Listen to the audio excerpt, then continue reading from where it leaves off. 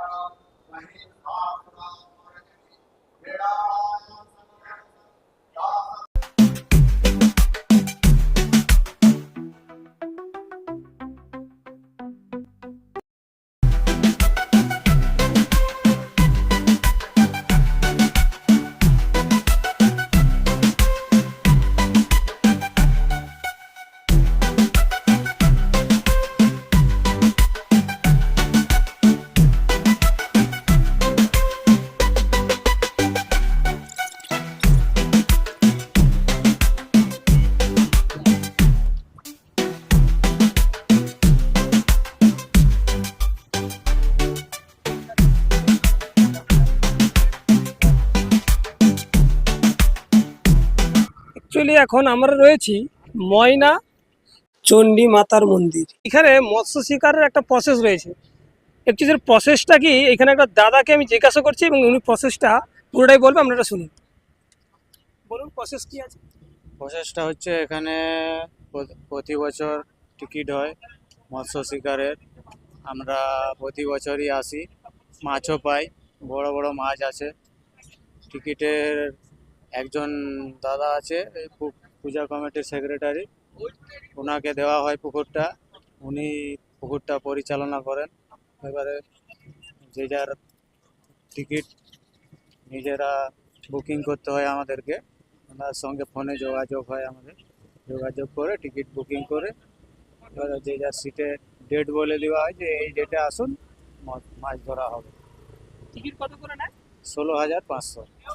16,500। 26 দিন আড়া হবে, 26 দিন ধরে। ওই 16,500 যে টিকিটটা নেবে কি একজনেই? হ্যাঁ, একজনেই নেবে। হ্যাঁ। এবারে একজন নেওয়ায় এবার তুমি আরো তোমার বন্ধু বান্ধব 5-6 জন মিলে শেয়ার করে আসতে পারো।